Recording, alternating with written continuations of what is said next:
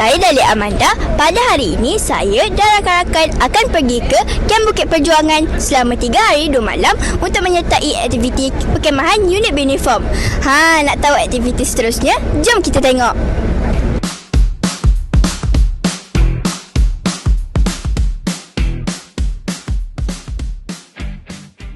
Hai, sekarang kita dah sampai dekat lokasi pertama kita, iaitu Museum Adat. Jom masuk.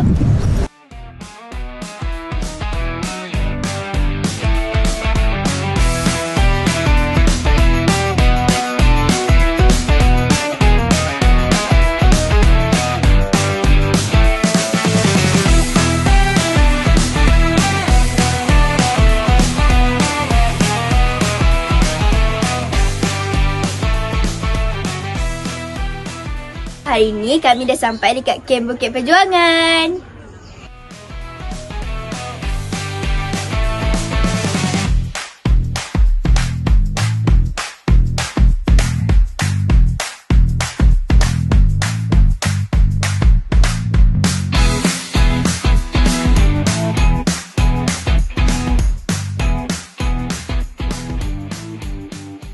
Hai semua, pagi ni kita nak pergi ke Barat Subuh. Nak tahu kat mana?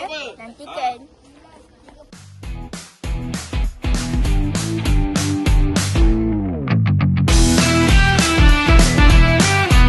Bila kita dah selesai program Kembar Subuh.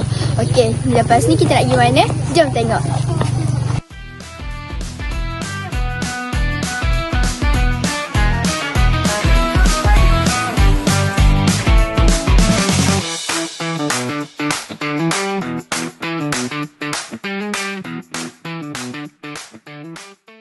Alhamdulillah, kami berjaya menjelajah Gua Batu Pala. Yeay!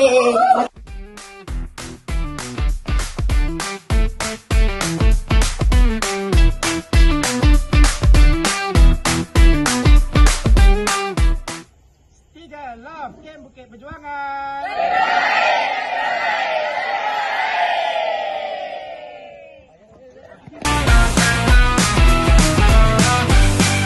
Sekarang ni kita orang dekat dalam bas nak balik ke sekolah dan pulang ke rumah masing-masing. Bye-bye. Perasaan saya selama kem ini berlangsung, saya sangat gembira dan sedikit nervous. Tapi walaupun saya nervous, saya tetap dapat lakukan aktiviti itu dengan baik.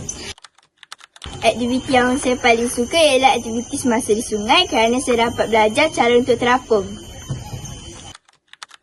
Harapan saya supaya tahun depan kita dapat lagi pergi perkemahan di tempat yang macam ni, dan saya harap tahun depan saya boleh join lagi. Bye-bye.